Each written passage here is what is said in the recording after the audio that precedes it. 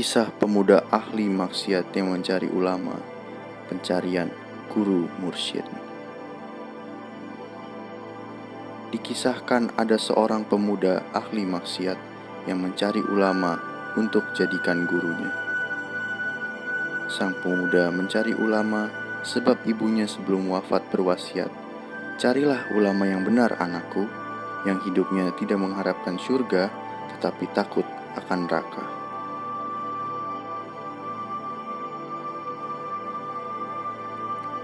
Sang pemuda mulai mencari ulama yang dimaksud ibunya, dan bertemulah sang pemuda dengan ulama alim dan bertanya, "Wahai ulama alim, apakah engkau hidup dan beribadah karena surga?"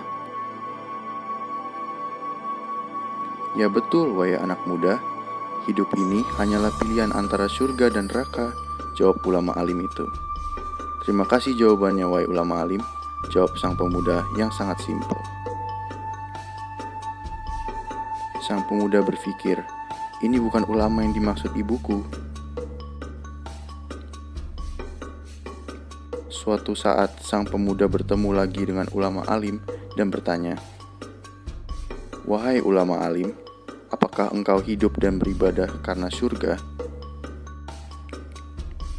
"Ya betul, wahai anak muda, hidupku hanyalah tertuju kepada surga, karena surga adalah tempat yang dijanjikan Allah untuk orang yang taat, dan aku berani mati untuk surga," jawab ulama alim itu. "Terima kasih jawabannya, wahai ulama alim," jawab sang pemuda yang sangat simpel. Lagi sang pemuda berpikir, "Ini bukan ulama yang dimaksud ibuku." Sang pemuda terus mencari ulama yang dimaksud ibunya, tetapi tidak berjumpa juga. Suatu masa, sang pemuda memberanikan diri untuk menemui Imam Al-Ghazali radhiyallahu anhu, sang sufi yang sangat tersohor namanya. Sang pemuda bertemu dengan sang sufi dan bertanya pada Imam Al-Ghazali, "Wahai Hujatul, apakah engkau beribadah karena surga?"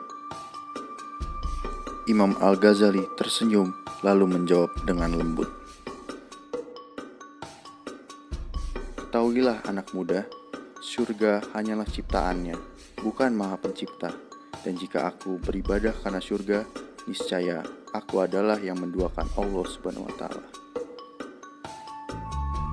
"Jadi, karena apakah engkau beribadah, wahai Hujatul?" "Aku beribadah semata-mata karena cintaku kepada Allah," jawab sang Hujatul. Sang pemuda menangis seraya berseru, "Ibu, aku sudah bertemu ulama yang engkau maksudkan." Maka terdengarlah suara gaib, "Ikutilah dia, wahai anakku.